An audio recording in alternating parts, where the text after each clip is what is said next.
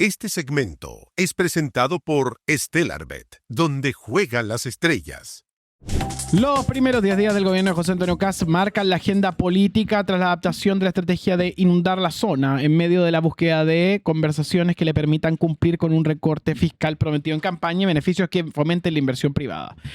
Quiero entender qué está pasando y por eso tenemos a la editora y presentadora de Turno PM, la señorita Josefa Garrido. ¿Cómo le va, Josefa? Muy buenas tardes, muy buenos días, muy buenas noches, depende de dónde estés, en qué hemisferio.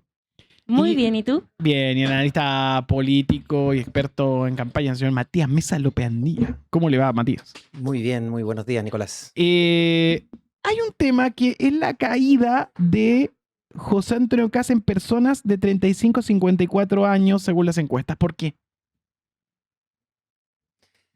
Bueno, no es tan fácil de responder esa pregunta.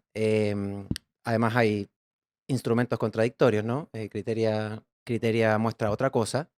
Y recordemos que KDM está saliendo prácticamente cada 3 días. Entonces hay que ver... Lo cual modificó el escenario. ¿Modifica la lectura? O sea, modifica la manera en que tienes que abordar los resultados. Ya. ¿no? En general, este tipo de encuestas track es más valioso mirarlas en el largo alcance, porque lo que te muestran son tendencias, ¿no? Cada 3 días no te va a revelar algo sobre lo cual podamos hacer una afirmación contundente. Sin embargo, esta caída de 7 puntos es significativa. Hay que ver si se sostiene en el tiempo. Y se pueden elaborar hipótesis explicativas, ¿no? Pareciera que el gobierno con su estrategia de inundación está de alguna manera tratando de distraer al público, pero eventualmente se está entendiendo lo que está pasando. O sea, la gente está comprendiendo el detrás de. Es una hipótesis plausible, porque están pasando cosas que son fáciles de digerir. O sea, se están subiendo los sueldos, ¿no? Eso no es algo muy complejo para la gente cuando hablamos de cifras de 9, 10 millones de pesos. Y si bien no ha tenido una gran cobertura en los medios de comunicación masivos, la televisión en particular, las redes sociales hoy día impactan fuertemente en la opinión pública y eso se sabe hace un tiempo ya, en particular por el rol que juegan en las elecciones, ¿no? Eso lo evidencia. Josefa. Yo creo que aquí estamos entrando a esta contradicción vital que va a enfrentar el gobierno en todo lo que le queda, que es, claro, vinieron muy armados comunicacionalmente, lo vimos, pero hay algo que tiene que primar, que es la política. Y aquí se está desarmando este relato político. El fin de semana veíamos una entrevista de la ministra de Seguridad que decía que hay que recomponer el Estado de Derecho. Se está entendiendo la política. Yo sé que eso tal vez no lo entiende la gente común, pero ahí está y está primando el error que le puede costar caro a la administración de José Antonio Kast. Lo decíamos la semana pasada, Nico, cuando conversamos con Paula, ¿no? Que la comunicación política juega cada vez un rol más significativo en la dinámica de la política cotidiana. Sin embargo, la política sigue existiendo, ¿no? Y si uno mira, por ejemplo, lo que pasa en Estados Unidos, Donald Trump es el gran implementador de la doctrina Bannon, ¿no? Y sin embargo, ya corriendo su segundo año, comienza a perder popularidad de manera significativa. No por errores comunicacionales, sino que los problemas surgen de la realidad que se produce a partir de las decisiones políticas de la administración Trump. Entonces, yo creo que el talón de Aquiles que uno puede esbozar en estos primeros días de gobierno, porque no nos precipitemos, estamos en los primeros días, pueden venir ajustes, pueden venir cambios en los equipos, o puede que los equipos hagan ajustes a sus estrategias, es un excesivo énfasis en la cuestión comunicacional, haciendo caso omiso al peso específico que tienen las medidas políticamente, ¿no? ¿Qué impacto va a tener simplemente subirme el sueldo de 5 millones a 10 millones? Lo que querría decir, y no sé, Josefa, si comparte esto, de que hay un público mejor informado o que se aprendió a informar con las pedagogías, más allá de que hayan decidido en el tiempo, pero en una estructura de, a través de redes sociales, de enterarse de noticias. Y esas noticias les pegan, las procesan y las leen de forma didáctica. Es que yo creo que una cosa es lo comunicacional y otra cosa es la vida diaria, o sea, la vida diaria de las personas que se va a ver afectado por el tema del MEPCO. O sea, como que hay que diferenciar eso, claro. puede existir un análisis, pero también ese análisis se puede ir deshaciendo en la medida que no se ve en la realidad. Y el gobierno de José Antonio Kast, la promesa con que llegó es muy alta. Entonces ahí está el mayor riesgo. Y ahí, bueno, tú lo decías en tu columna al principio, Nico, hay una promesa de que esto se va a resolver con tu esfuerzo, ¿no? Como casi una cosa media cristiana de enfocarse en tu responsabilidad, etcétera, etcétera. Por mi culpa, por mi gran culpa. Por ahí. Y está esto del MEPCO, que uno dice es algo tan complejo, ¿no? Que una sigla que uno ni siquiera sabe lo que significa. Y sin embargo, uno mira la Academ y prácticamente la mitad de los consultados dicen, sí, el Estado tiene que endeudarse para evitar que suba la bencina, ¿no? Porque parece complejo, pero la gente paga su bencina todos los días. Entonces, si le dices, te voy a subir 300 pesos la bencina, no necesito mayor mediación para entender ese mensaje, ¿no? Y ahí donde vamos al tema de la política. ¿Cómo funciona la política? Porque una buena política se entiende lo que está pasando internacionalmente, pero también trata de aminorar los efectos. Entonces lo que está haciendo el gobierno de alguna manera es decir, no me importa los efectos que pueda tener en la vida de las personas. ¿Se está haciendo una buena política pública? ¿Se va a hacer una buena política pública? Esa es la interrogante que tiene que enfrentar ahora el ministro de Hacienda. Y aquí es interesante recordar un poco lo que ya trajo a la discusión pública el exministro Marcel durante el fin de semana, ¿no? El gobierno anterior, el gobierno del presidente Boric, enfrentó una situación muy similar a partir de la crisis de la pospandemia y de la pandemia, en realidad, porque recibió el gobierno con pandemia, y de la guerra en Ucrania, que presionó el precio del petróleo, que hizo que el gobierno gastara directamente en subsidiar el combustible y en transferencias directas a las personas a través del bolsillo electrónico y otros mecanismos, $5.500 millones, ¿no? $5.500 millones en un plazo de 6 meses, un poquito más. Y eso, claro, quizás no se comunicó mucho, quizás fue parte de los problemas del gobierno, ¿no es cierto?, poder transmitir lo que se hacía, pero sí eso impacta en la gente, ¿no? Más allá de que si la gente sabe o no sabe que entró plata en su bolsillo electrónico, la gente sabe que cuando hay problemas con el precio del petróleo, hay una forma de aliviar ese aumento. Y la gente se queja porque llegó a 1.000 pesos, el petróleo llegó hasta 1.300 pesos la bencina en ese momento, pero hubo un mecanismo que aminoró eso. Y hoy día quizás no han dicho qué es lo que van a hacer, pero ya está en el ambiente, por todo lo que se ha dicho, no solo respecto del MEPCO, ya está en el ambiente que este gobierno va a obligar a apretarte el cinturón, que te va a golpear el precio de la bencina y además se están subiendo los sueldos. Entonces ahí empieza un problema que van a tener que resolver. En ese camino, bueno, está con nosotros Juan Diego Montalva, un clásico de Clinic. Claro. Te vemos un clásico de turno. Un clásico. ¿Cómo estás? Muy bien, aquí estamos. Qué honor tenerte. Muchas gracias. Leemos semanalmente Poder y estamos muy contentos de verte en Átomos aquí. En Átomos. Y bueno, la crónica de la última semana de Kast es interesante. El fenómeno Quiroz como protagonista que dice que no es simpático, además. No, sí. Bueno, a mí me impresiona cómo todo el peso de este gobierno queda en los hombros de Quiroz, ¿no? Es como la pregunta es si va a poder soportar tanto peso. ¿Cuánto va a durar Quiroz? Se transforma con Mara Cedini en los que compiten por el yogur. El yogur. Claro, y como el ministro de Vivienda también está ahí. Pero ojo que Poduje, yo he visto que en realidad se ha manejado bastante prudentemente. Claro. Ha sido sorprendente. Pero bueno, nunca siempre puede haber una sorpresa. Con Poduje no se sabe. Con Poduje no se sabe, siempre puede haber algo. No, pero a mí me impresiona lo de Quiroz. Quiroz realmente yo creo que está hiperventilado y creo que eso tiene costos, ¿no? Tiene costos de que no puede estar así toda la semana. Entonces, ¿qué irá a pasar con él? Yo creo que a mí me preocupa más la salud del caballero, ¿no? ¿No les parece? Igual él está marcando el tono de las declaraciones del presidente, porque fue él que dijo que no va a importar, que a veces hay que hacerse cosas que le duelen a la gente, y luego el presidente lo replica durante el fin de semana en conversación con La Tercera, una entrevista que es bastante interesante de analizar porque se ven varias contradicciones, esta idea de impugnar, y él también se plantea con la idea también de reconciliación nacional. Entonces, súper interesante la entrevista y también súper interesante pregunta, ¿quién está ejerciendo el poder? Mucho se estaba hablando de la figura de Diego Portales. Bueno, recordemos que Diego Portales no fue un presidente, fue un ministro. Sí. Hay un espíritu portaliano. Que terminó fusilado. Sí. Sí, lo mataron. pobre. Vencido, vencido, se recordar puede decir. En ese sentido. Oye, En Valparaíso, a propósito del campeonato de Guadalajara. Además, claro, acá la gente dice que Quirós está gobernando, no Kast. Kast, en todo caso, tuvo una primera semana que fue notable, hay que admitirlo, con el tema de la zanja, te puede gustar o no, pero generó este ruido. Y esta segunda semana el tema del MEPCO. Entonces, para esta semana, ¿qué se podría proyectar?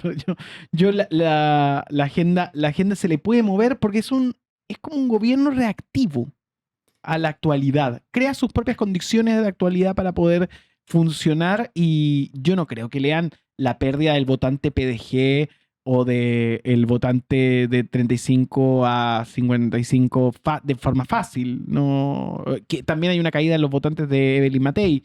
¿No tienen la sensación de que va a atacar ese mundo o va a arrepentirse de las cosas como con la ranita de Darwin? Bueno, ha pasado, ¿no? Y esto evidencia también cierta desprolijidad, ¿no? Que a mí me parece preocupante.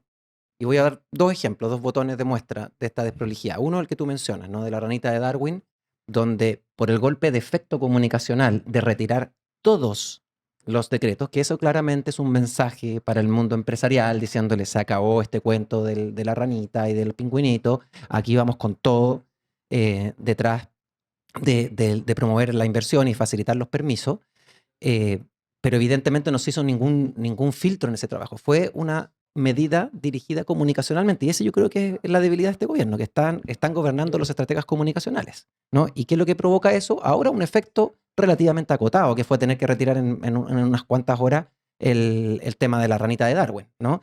Hay otros temas súper importantes entre esos 43 decretos. Hay normas de emisión al aire, hay normas de descargas en el mar, etcétera, etcétera. Pero no las revisaron, simplemente hicieron el gesto comunicacional. Y lo mismo pasa con el tema, por ejemplo, del recorte del 3%. Anuncian, vamos a recortar 3%, por lo tanto, cada ministerio tiene que descontar 3%. ¿Qué ejercicio de discernimiento político hay detrás de eso? Ninguno. O sea, simplemente es 3% lo traslado a cada ministerio. además 3% en el Ministerio de Transporte es muy distinto al 3% del Ministerio de Educación y de Salud. A eso me refiero, porque es un gobierno sin prioridades. Eso es lo que nos están transmitiendo, un gobierno sin prioridades. La única prioridad es descontar, es rebajar el gasto fiscal, ¿no? Sin atención a las necesidades del país. Es un gobierno de emergencia que no tiene prioridades. Entonces, ahí comienza a reflejarse esta desprolijidad y esta centralidad de la comunicación política, que nadie quiere decir que la comunicación política no es importante, si no preguntas a los gobiernos anteriores. Pero sin política, la comunicación política te lleva al despeñadero. Claro. Sí, yo en ese sentido, yo de alguna manera, como decías tú, comparándolo con el gobierno anterior, uno ve que aquí el tema comunicacional es prioritario. O sea, no, a diferencia del gobierno anterior, en donde era un tema anexo, podríamos obviamente haber sido prioritario, pero que fue menos relevante o menos estratégico, yo creo que el tema comunicacional en este gobierno es clave. Y en ese sentido, esta avalancha de que hubo de anuncios es ejemplo de eso. O sea, ellos realmente quieren tomarse la agenda, o sea, no... Y bueno, además tenemos una oposición que no existe. Ese es un factor que tú estuviste cubriendo el fin de semana en Poder, que la centroizquierda está muy bien. También coincide que hubo como un congreso del Frente Amplio, donde también se están empezando a discutir cosas. Entonces, hay ahí un factor que hay que estar también mirando. ¿No hay protagonistas por izquierda? Bueno, ahí yo revisando, fíjate, con parlamentarios, hay una ausencia, o sea, indudablemente hay una cantidad de personas que salieron del Congreso. Yo creo que ahí en la salida de Lagos Weber, la salida de Insulza y la salida de Quintana, ambos, los tres senadores, es relevante en términos más allá, si uno le gusta o no le gusta uno de los personajes, pero son personajes que eran rostros, ¿no? de la oposición y que se fueron. Entonces ahora empieza como una reubicación de quiénes van a ser los liderazgos dentro del Senado, quiénes van a ser los liderazgos dentro de la Cámara de Diputados. Y hay varios que uno tenía, o sea, yo miraba con esperanza en términos de que pueden ser buenos voceros de esa oposición, pero no han aparecido. Entonces... ¿Quiénes, por ejemplo? La Constanza Johnson, por ejemplo, no ha aparecido. Cuadrado, ¿no? Se llama el diputado. Y Manucheri fue bastante errático también. Perdió su posibilidad de... Manucheri, Sí. yo creo que lo vamos a ver durante unos 6 meses escondido en la cueva, porque la verdad que no vale la pena que salga. Sobre eso, contigo, yo creo que igual hay que tener presente una cosa. Si uno mira para atrás, los gobiernos, bueno, en realidad cuando comenzaron los pasos de gobierno-oposición, ¿no? Que comienzan con con el primer gobierno de Piñera, en general siempre se habló de los 100 días, ¿no? Como que se le daba un margen de 3 meses, un poquito más, al nuevo gobierno para que se desplegara. Es lo que llaman luna de miel La también. luna de miel, ¿no? Y esa luna de miel también tiene que ver con los ritmos biológicos, ¿no? O sea, estaba en el gobierno 4 años, muy intenso, muy duro, 6 años antes, ¿no? Y eso permite también aquilatar, ordenar. Entonces, exigir que a 10 días de comienzo de un gobierno haya una oposición armada, con vocerías claras, con timing, etcétera, yo creo que es un poco realista, ¿no? Ya, pero hay un punto. Voy a hacer abogado. La diferencia probablemente es que nunca habíamos visto que una nueva administración se había asentado en la idea de hacer oposición sobre lo anterior sin escrúpulos. Yo creo que Piñera igual jugó harto con eso. De hecho, había hasta un meme, ¿no? Del El gobierno anterior. del gobierno anterior. Ya. Yo creo que no lo veo tan novedoso. Lo que sí es novedoso es esta inundación a la que hacía referencia Juan Diego, y que bueno, que toda la semana se ha hablado de eso, ¿no? Las diferentes editoriales partiendo por la de turno, ¿no? Y eso yo creo que no hay que precipitarse, ¿no? No hay que precipitarse ni en el análisis del gobierno, porque estos primeros días te muestran ciertas señales, pero yo te doy por sentado de que van a haber ajustes, que van a ir, que la realidad va a ir imprimiendo su peso sobre la nueva administración y que la oposición se va a ir armando con el transcurso del tiempo, ¿no? Ahora, tú en lo que reporteaste la viste muy débil esa construcción. Sí, bueno, yo creo que aquí a mí hay 3 cosas que me marcaron mucho. Bueno, primero, yo no puedo creer que la oposición haya llevado a Pamela Giles como presidenta de la Cámara de Diputados. O sea, no, Pamela Giles no es una líder de su sector, es un personaje completamente poco confiable, ¿no? Es muy una persona que puede hacer cualquier cosa, o sea, no está dentro del ADN de la oposición, y que la lleven de presidente de la Cámara de Diputados, yo al menos llevaría un líder que tuviera, ¿no?, cierta prestancia, ¿no? Y cierto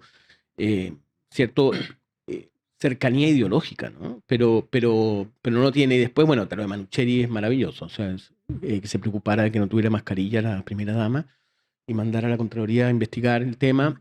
Eso ya es, ahí ya. Es que además fueron 3 cosas muy seguidas, ¿no? Y después está, bueno, el caso de Núñez, el senador, diciendo que lo de Rojas Vade era una Ya. violencia. Pero quiero hacerte un punto. Fíjate que en la misma semana donde ocurre todo esto, aparece un video, no sé si lo tenemos, que a mí me parece que es un cuadro de época.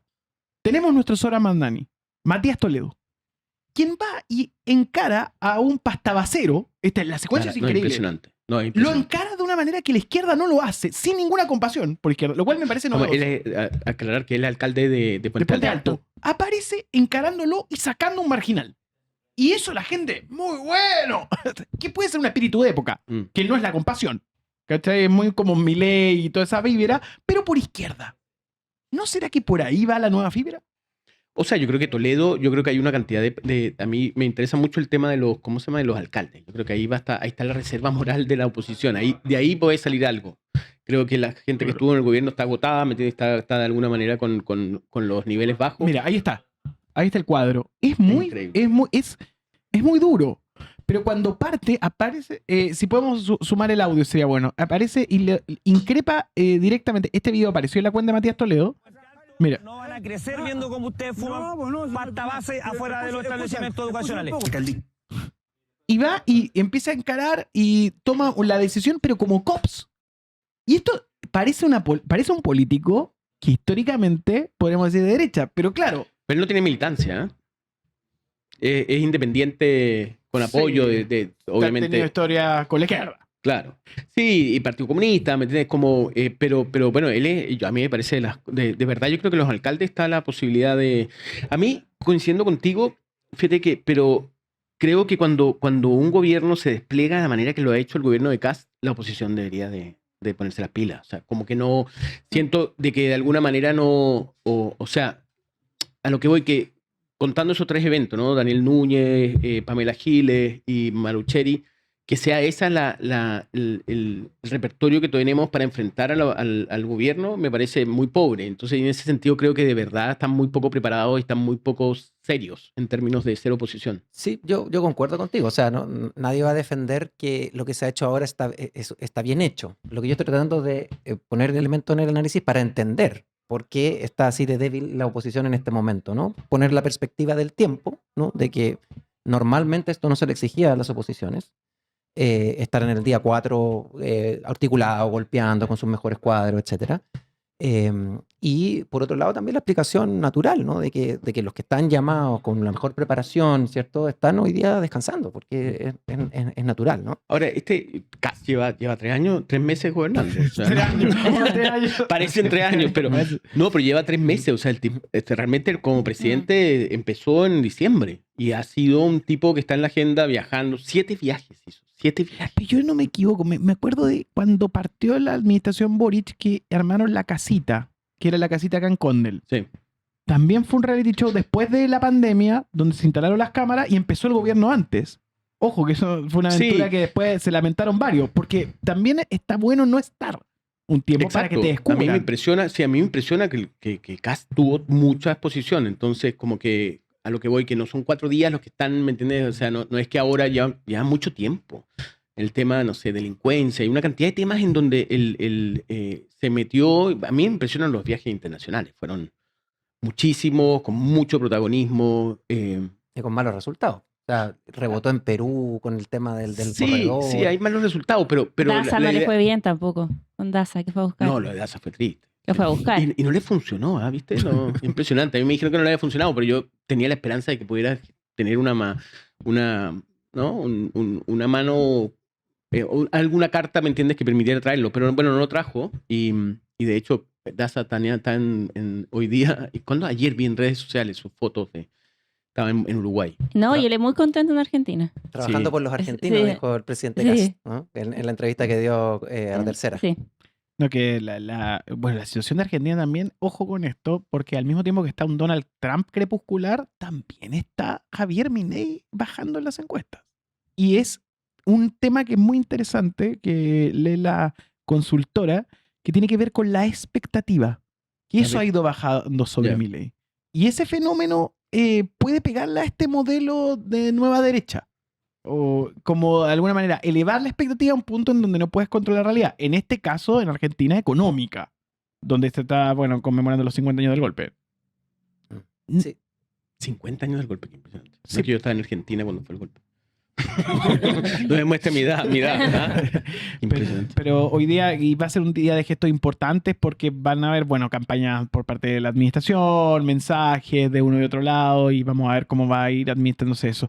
A mí, fíjate, volviéndonos un detalle con Milei, que yo creo que toda esta batería de medidas y esta como avalancha de anuncios y todo eso, uno lo entendía en Argentina porque Argentina realmente estaba tocando fondo, ¿no? Pero en Chile no está tocando fondo. Entonces, yo no sé si es muy bueno tirarse esta avalancha de medidas en donde hay bueno, yo, la ranita de Darwin, yo he bromeado mucho de cómo se van en contra de la ranita de Darwin. Era muy triste, ¿no? Como, ¿quién va a estar en contra de la ranita de Darwin? Mala idea. Además, ranita, pues si fuera rana de Darwin, pero ranita, ¿no? Ranita, Con una ranita no se Una pega. ranita, la ranita no se le pega. Y el pingüino tiene sus memes y todo. Y falta el Sí. pingüino. El pingüino no lo han. ¿Ah? No lo Explotado han. lo suficiente. No, el pingüino de Darwin sigue. ¿Ah? Sigue amenazado porque hay un interés económico importante detrás del pingüino. Sí, ahora Domingo. ojo, ¿ah? Que ¿cómo se llama? No olvidemos que Barrancones fue el pingüino de Humboldt. El pingüino de Humboldt Mm. era el gran tema de Barrancones que Piñera tuvo que finalmente retirar. Llamó a la empresa extranjera que estaba haciendo el proyecto y lo tuvo que retirar. O sea, no. A lo que voy que no saben el peligro que están metiéndose con el pingüino y la ranita, ¿no? Oye, quiero volver al tema de las liderazgo y las voces. Entonces tú decís que la alcaldía está el futuro. Yo Hay que mirar. creo que en la oposición tienen los alcaldes, son muy relevantes. Además, Yo- ellos tienen como un resentimiento, tienen un resentimiento con la gente que estuvo en el gobierno. Mm. Porque la sensación que tiene, yo veo en Frente Amplio, principalmente, que son ellos, hay como lo que pasó con el alcalde de Puente Alto, que a mí me parece el caso de él me parece muy, muy relevante, que son los que tienen las patas en la tierra, ¿no? ¿Me entiendes? Están ahí, en la calle. Entonces ellos Esos son los ahora... primeros servicios al cliente. Claro, y ellos ahora pueden salir y se va a notar, ¿me entiendes? Entonces, y ellos tienen de alguna manera una crítica a los que miraban desde las ventanas de los ministerios, ¿me entiendes? Lo que pasaba, ellos estaban en la calle. Entonces, y en ese sentido creo que ellos van a empezar a tener un valor y un peso específico muy relevante en este tipo de cosas, ¿no? Como ir a parar un pastabacero que no siga, ¿cómo se llama? Consumiendo. en la Consumiendo calle. pasta base, ¿me entiendes? Al lado del colegio. Claro, pero ahí se pasa de una izquierda popular a una izquierda porafóbica. Hay un movimiento de ¿Y época. tú crees que sea proafórica? O sea, por lo menos que está contra la marginalidad. Que les molesta ver que esos eventos afectan a su vida diaria. Y hubo durante muchos años una especie de izquierda pastoral que decía, bueno, pero hay que entender los derechos humanos. No, chao, llega la policía. Pero bien, la secuencia es increíble. Y ahí es donde está la pregunta. ¿Hay un cambio de época o hay una necesidad? Mira Mira el despliegue. el despliegue para un... Para un pobre pastabacero. No, para unos cuantos pastabaceros. Además, el pastabacero es inofensivo, yo creo, ¿no? No sé. No sé, nunca lo he probado, pero bueno. ¿No te hayas encontrado con un pastabacero? No te he A mí me tocó una vez. A mí me ¿Sí? tocó una vez, sí. ¿Son da violentos? mucho miedo porque te das cuenta que es una persona que está completamente fuera de sí. digamos. Claro. Entonces, no es tan sencillo. Y ahí, ¿desde dónde tiene que hablar las izquierdas o los progresismos? ¿Cachai? Como desde dónde tienen que comunicar. Tienen que ir más al lado de Toledo, tienen que ir más al lado de abrazar a las personas. ¿Cuál es esa es la pregunta?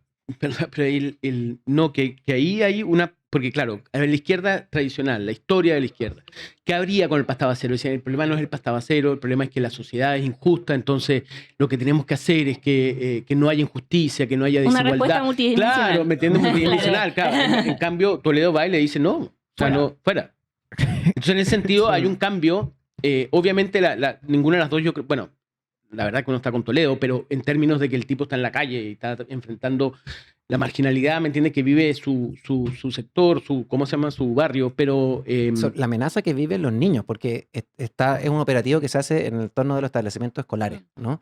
Y yo creo que ahí hay una falsa dicotomía, porque el problema de la pobreza es estructural, y así lo ha entendido el progresismo, que se basa sobre la idea de ser responsables, ¿no? Entonces, por lo tanto, al ser responsable, te obligas a preguntarte por las causas de los problemas, y es empática, ¿no? Que es lo que dices tú.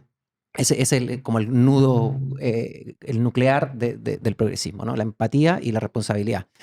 Entonces, no es dicotómico abordar con medidas urgentes cuando los niños están expuestos, porque se veía ahí en el reel, no era solamente gente consumiendo pasta base, era gente consumiendo alcohol, son Y gente que botaba, ¿te acuerdas? La basura también en exactamente. Entonces, eso requiere medidas enérgicas y urgentes, ¿no? Que se pueden desplegar. Y aquí concuerdo contigo, Nico, que hay algo del epocal, ¿no? En este despliegue tipo COPS, ¿cierto? Con harta sirena. Que ojo, se parece a la zanja. Se parece a la zanja, claro que sí. Claro que sí. Habla con la zanja. Absolutamente. Y recordemos cómo abría la franja Janet Jara en la segunda vuelta, ¿no? Con un dron, ella vestía como de campaña, etcétera, en el desierto, ¿no? Como evocando también esta idea como de soberanía, que por lo demás la soberanía nacional, ¿cierto? Ha sido un tema de la izquierda desde que existe, ¿no?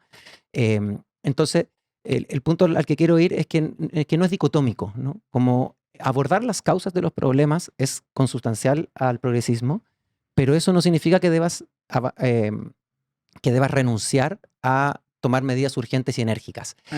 Como que ahora está cambiando de orden el eje. Es Pero como ahí- ¿Y cómo se medida viste? urgente y se piensa. Pero No se piensa medida ahí urgente. falló el gobierno de Boric, ¿no? ¿En qué sentido? En mostrar eficiencia en la primera Pero es respuesta. que hay una tercera capa, que es cómo se comunica, ¿no? Porque medidas de urgencia, por ejemplo, lo que estábamos hablando al principio del programa, ¿no? Una guerra, como la que estamos viendo hoy día en el Golfo Pérsico, la hubo en el gobierno de Boric al comienzo, que fue la guerra de Ucrania, con Claro. una situación de emergencia con la pandemia. Tú una vez Y me ahí- explicaste lo del bolsillo electrónico, que había sido mal comunicado, pero que era muy interesante como efecto de se Claro, hizo es algo. un mecanismo que se creó durante el gobierno anterior, que dentro de la cuenta RUT hay un bolsillo donde el gobierno pone recursos para focalizados, ¿cierto?, a las personas que más lo necesitan en situaciones de emergencia, y cuando tú lo gastas en cierto tipo de artículos, alimentos, etcétera, se descuenta de y no de tu cuenta RUT, ¿no? Entonces, eso es muy poco comunicado. En eso se gastaron $2.000 millones. $2.500 millones se gastaron en el MEPCO para amortiguar las dificultades que estaba teniendo la gente. Entonces, medidas frente a la urgencia se toman. ¿Sí? La otra capa es cómo se comunica, ¿no? Y ahí está la discusión que volvemos sobre lo de Toledo, que no tenemos por qué abandonar lo estructural por hacernos cargo de lo urgente. Y después viene la tercera discusión, que es un poco lo que estamos acá, que es, bueno, ¿cómo se reviste esa medida? ¿Se reviste como COPS o se reviste de otra manera que comunique más aquello que distingue al progresismo, que es la empatía, ¿no? Y ahí es una discusión que viene al caso, creo, y que hay que sostener y hay que ponerla sobre la mesa. Para ir redondeando, bueno, el anuncio de Quirós, por supuesto, ha seguido siendo como uno de los temas del momento, y ahí es donde hay que proyectar qué puede pasar. ¿Qué piensan que puede suceder con respecto a estos anuncios o lo que simula, o sea, se sitúa como un paralelo a la ley Omnibus argentina, como una serie de medidas, acá en Chile? ¿Eso funciona? ¿No funciona? Hay que buscar un concepto para las medidas de Quirós, como el pack de medidas, algún concepto de que... El quirotazo. El quirotazo. Suena como quirotazo, pero quirotazo. Quirotazo. El quirotazo. Claro, además tenía que ver con, ¿te acuerdas? Con Ricardo Claro. Claro. Claro, claro. Ahora es Quirós. Se parece Quirós y Ricardo Claro. Y Kioto. Claro, por eso el quirotazo y el quiotazo. Entonces, para el quirotazo, ¿qué proyectan que podemos ver en los próximos días? Mira, el presidente acá siempre dice, se van a sorprender, ¿no? Todo va a estar bien y se van a Esa es sorprender. la frase. Quizás lo que viene es una inyección de recursos para el EMCO. Mira, Para el ¿verdad? Pepco, perdón. Pues eso sí que sería Sí. noticia. Sería noticia. Mira, a mí me impresiona el rol de las comunicaciones en este gobierno. Realmente este gobierno tiene un aparato comunicacional está muy concentrado en ese aparato comunicacional que yo creo, dependiendo de su éxito o su fracaso, va a permanecer o no. Claro. Pero hoy día es muy impresionante todos estos retiros de decreto y todo eso que... Todas esas son como artificios, ¿no? Son como fuegos artificiales que muestran que estamos haciendo algo, ¿no? Sí, pero ojo, que tiene algo que es poco justo comparable con el anterior, que es que tiene una capa llamada Mega, que es nuestro Fox News. Es Fox. O sea, no ¿Cómo sé, Mega? ¿Viste el canal Mega? ¿Viste el documental de los Murdoch? No. No te lo pierdas. Increíble Netflix. Te vuela la cabeza. Creo que sí, no, sí. Pero lo estrenaron hace poco, ¿no? La dinastía Murdoch. No, es impresionante. Además, a mí me tocó vivir en Inglaterra mucho tiempo y estuve, ¿cómo se llama? Veía Murdoch como permanentemente, era el objeto de mi fascinación. De revisión, ¿no? El documental que está en Netflix es increíble. Pero lo que pasa es que creo que hay una capa que es el matinal de Canal 13. Yo no creo que los noticieros están operando de otra manera. El Mercurio y los noticieros Mega. Que están operando como un replicador de la estructura que tiene muy bien armada mediáticamente para entregar recursos comunicacionales a la estructura de medios. Entonces, creo que eso no tenía el gobierno anterior. El gobierno anterior no llegaba a Mega o a Canal 13 más que la invitación semanal a los programas de la mañana. Esto es permanente, es una cadena permanente. Entonces, vamos a ver si va a resultar o no esa A mí no inundación. tenía tan claro, Fede, esa... No, Mega es alucinante. Mega está con... Hoy día en la mañana está, ¿cómo se llama? Mauricio Morales. Mauricio Morales está muy alineado. Muy alineado. No sabía. Mira, y Mauricio Morales... Pégale una tengo buena mirada. opinión de Hoy Mauricio día en la Morales. mañana estaba muy alineado. Muy alineado. Pero ¿Pero celebrando todo? No, como que de alguna manera hace la vieja estrategia de iluminar lo que importa y descartar lo que no, con respecto a los resultados de CADEM, que también es un insumo ahora permanente cada 72 horas. Entonces, hay algo de locura nueva que vamos a estar administrando en ese sentido. Oye, algunas cosas para darle proyección también a lo que está pasando en Hacienda. Una vez que ingresan los ministros de Hacienda, tienen 90 días para presentar sus metas, el tema del déficit fiscal y deuda. Ahí va a estar también una prueba de fuego para Quirós, porque el tema del Medco es como que se cruza con todo, porque podría, si se descarta la inflación, podría abordar el 4%.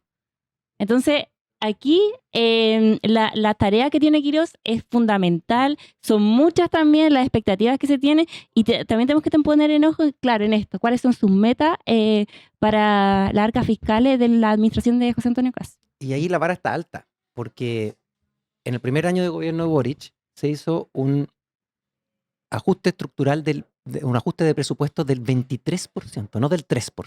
Del 23%. Y se hicieron transferencias directas a través del MEPCO y del bolsillo electrónico y otras ayudas como el bono marzo por 4.500 millones de dólares. Y aún así se redujo 23% el déficit fiscal, ¿no? Bueno, se termina el gobierno. Veníamos de la pandemia. De la pandemia, exactamente. Claro, sí. Sí, pero es que hay que hacerlo. O sea, si está bien que estaba muy inflado el presupuesto, pero tienes que quitarle a la gente los recursos que se estaban dando. Y se hizo, ¿no? Y se hizo con ayuda a los sectores que más lo necesitaron, con estabilidad social, y se termina el gobierno, que se recibió con 11% de inflación y cuyo impulso llegó hasta el 14% de inflación, se entrega al gobierno con menos de 3% de inflación, con 2,5% de crecimiento por sobre la expectativa del Banco Central.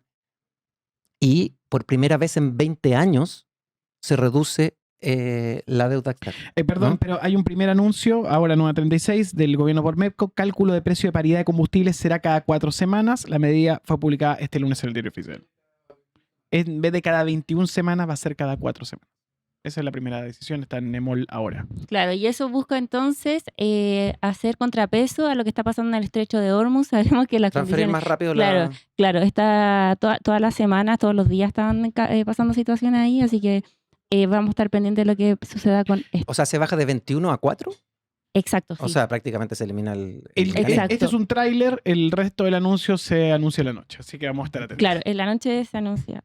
Vaya. Oye, Juan Diego, gracias por venir, te echaba mucho de menos. Gracias a ustedes. Que tú, como dijo Jimán, tú tienes el poder, así que te Está buena, se lo vamos a usar ese eslogan. te leemos en The Clinic semanalmente. Y lo vemos también. Sí, mira. Sí, lo también, con el profesor vemos, lo vemos. Hay que Sin decirlo. llorar. Sin llorar. hay que Oye, decirlo. Nico, ¿y puedo hacer una pregunta? Por favor. Vamos a volver a tener turno político, ¿no? Lo mismo le pregunto a la Paula. Ay. Vamos a ver. Mira. Lo estamos discutiendo, eso lo conversamos después. Es como el MEPCO. Claro.